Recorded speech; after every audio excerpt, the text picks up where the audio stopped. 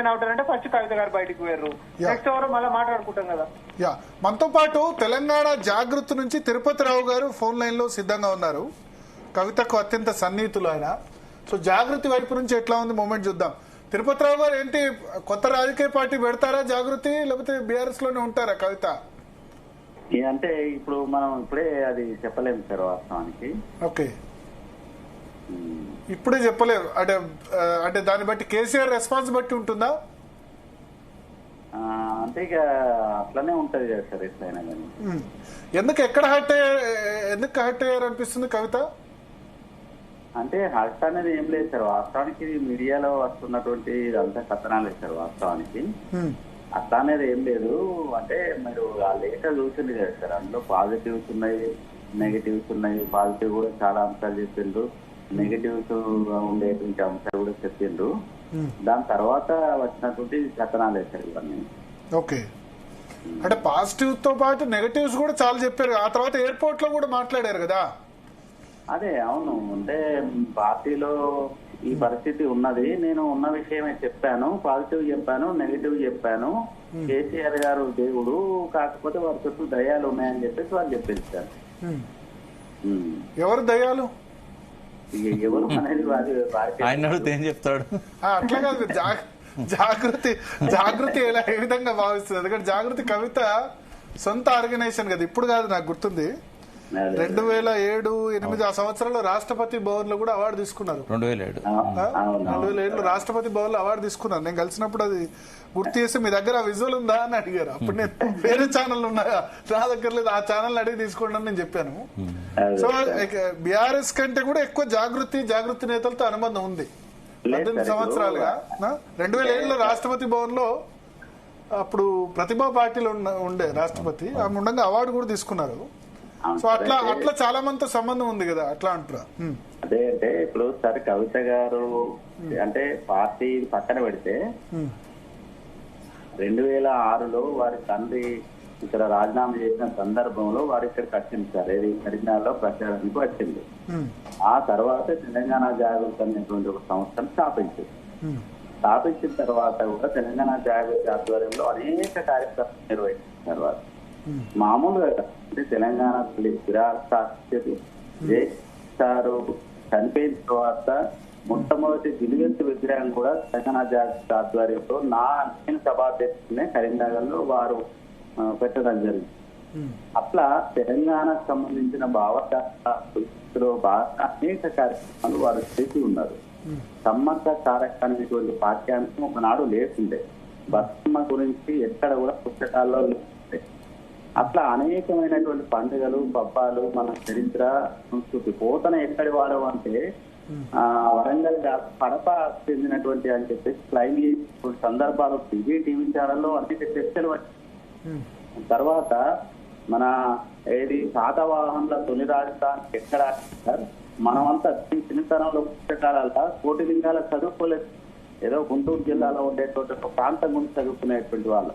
కవిత గారు తెలంగాణ జాగృతి స్థాపించిన తర్వాత వారు నేర్చుకుంటున్నటువంటి కృషి మూలంగా ఇవన్నీ మార్పులు వచ్చింది. అంతా ఉమ్మడి రాష్ట్రంలో జరిగింది. ఇది కాంగ్రెస్ ప్రభుత్వము అంబేద్కర్ విగ్రహాన్ని అసెంబ్లీలో పెట్టాలని చెప్పేసి వారు డిమాండ్ చేసి 48 అవర్స్ ధర్నాలో పాల్గొన్నారు. ఆ తర్వాత వారు ఆ విగ్రహాన్ని పెట్టడం జరిగింది. అట్లా వారు సాధించినటువంటి ఒక బుక్ అయిపోతుంది. ఇవాళ తురవడ ప్రతాప్ రెడ్డి గారి జన్మదినం ఈరోజు. అంటే వారు గోల్కొండ కౌల అని చెప్పేసి చేస్తే ఇవాళ గారే గోల్కొండ కౌల అనేటువంటి గ్రంథాన్ని ప్రస్తుతం చేసింది సార్. ఆ పుస్తకాన్ని నేనే నా ఆధ్వర్యంలో రివ్యూస్ కూడా పెట్టి. సరే, అదంతా తెలుసు. బట్ ఇప్పుడు సమస్య ఎందుకు వచ్చిందని ఇన్నేళ్లలో రియాక్ట్ గా ఉంది కవిత. ఆ విధంగా లేఖ ఎందుకు రాయాల్సి వచ్చింది? ఎయిర్పోర్ట్ లో ఆ విధంగా ఎందుకు మాట్లాడాల్సి వచ్చింది? హైదరాబాద్ ఎయిర్పోర్ట్ బయట దేవుడు దయ్యాలు అనే విధంగా ఎందుకు మాట్లాడాల్సి వచ్చింది అంటారా? అంటే యాక్చువల్ గా ఇప్పుడు మీ వాళ్ళు ఎవరో ఫోన్ చేసింది సార్ సడన్గా, మీరు తరపు మనిషి కదా, మా టీవీ ఛానల్ వాళ్ళు మాట్లాడండి, వాళ్ళు అడిగిందని చెప్పండి అని అంటూ. నాకు తెలిసింది ఏంటంటే కవిత ప్రస్థానం చూసి అద్భుతంగా నేను చెప్పగలను. ఇక రాజకీయాలు అనేటువంటి అన్ని నాకైతే మీకే మీడియా రాజకీయాలు. మొన్న సింగరేణి మీటింగ్ లో ఓన్లీ సింగరేణి వాళ్ళే పాల్గొన్నారు, మిగతా వాళ్ళు పాల్గొనలేదా? లేదు సార్, మిగతా వాళ్ళు పాల్గొనలేదు సార్, ఓన్లీ సింగరే. అంటే ఇప్పుడు ఆమె ప్రత్యేకంగా రాజకీయ పార్టీ పెడితే మీరు జాగృతి తరపున అందరూ కూడా వెళ్తారా అటువైపు? నేనైతే వెళ్తాను సార్, మిగతా వాళ్ళు వెళ్తారా వెళ్ళారో నాకు సంబంధం లేదు. నేనైతే 100% నా ఉద్యోగానికి రాజీనామా చేసి పోతాను సార్. అచ్చా, ఉద్యోగం రాజీనామా చేసి వారు వెళ్తారు. వెళ్తా నేను. కవితక్క తోటే మీ ప్రయాణం 100% సార్. అదే, అందులో వేరే తేడా ఏం లేదు. అంటే ఇప్పుడు మొన్న బీసీ 42% మూవ్మెంట్ అయినా లేకపోతే ఇంకా ఏ ఉద్యమం తీసుకున్నా మీరు ఏ ఉద్యమం తీసుకున్నా, నాకు పదవి వచ్చినా రాకపోయినా, ఏం లేకపోయినా, ఎలాంటి లేకపోయినా, నా కవిత గారి నాయకత్వంలో వారు పార్టీ పెట్టింది అనుకోండి, వెంటనే రాజీనామా చేసి వారి కండవ కప్పుకుంటాను. లేదు కాంగ్రెస్ లో జాయిన్ అయింది అనుకోండి, నేను వెంటనే కాంగ్రెస్ లో చేస్తా. వారు బీజేపీ జాయిన్ అయిన నేను వెంటనే బీజేపీ చేస్తా. లేదు వారికి ప్రెసిడెంట్ కనుక బీఆర్ఎస్ లో కనుక చేసి కూడా అనుకుంటే ఓకే అంతే. ఎందుకంత అంటే అంత ఫిర్మ్ గా అంత గట్టిగా అంత అభిమానం? నేను చాలా మంది నాయకులను చూసినా, నేను వారిని చాలా దగ్గర నుంచి చూసినా, వాళ్ళు చాలా కష్టపడతారు నిరంతరం కూడా. అంటే ఒక క్షణం కూడా ఖాళీగా ఉండేటువంటి మనిషి కాదు. రెస్ట్ తీసుకోవాల్సినటువంటి ఆరాధన కూడా వారి తప్ప ఎప్పుడు ఉండదు. వారు నిరంతరంగా పనిచేయాలి అనే తపన కలిగినటువంటి వారు. సమాజం చాలా పనిచేసిండ్రు, చాలా మందికి సహాయకార్యాలు చేసిండ్రు. తర్వాత అందులో మహిళగా అనేక అవమానాలు, అనేక ఇబ్బందులు వల్ల కూడా ఇవాళ మళ్ళీ ప్రజాక్షేత్రంలో వచ్చి ఈ ప్రజా బాహుల్యంలో చాలా వెళ్తున్నారు. ఆ వెళ్ళేటువంటి క్రమంలో కూడా రకరకాల ఎంతమంది ఏమన్నారంటే వారు భయపడకుండా వెళ్తున్నారు. కనుక వారి ఇంత నిలబడాలి, అది నా ధర్మం అని చెప్పి నేను భావిస్తున్నాను. అంటే మీతో మీరు చెప్పారు కవిత ఎటువైపు వెళ్తే అదే బాటలో మీరు వెళ్తారని. జాగృతిలో మిగతా వాళ్ళు ఎట్లా ఉంటారు? అందరూ వెళ్తారు సార్, అందరూ వస్తారు, వారు వెనకాలే వస్తారు.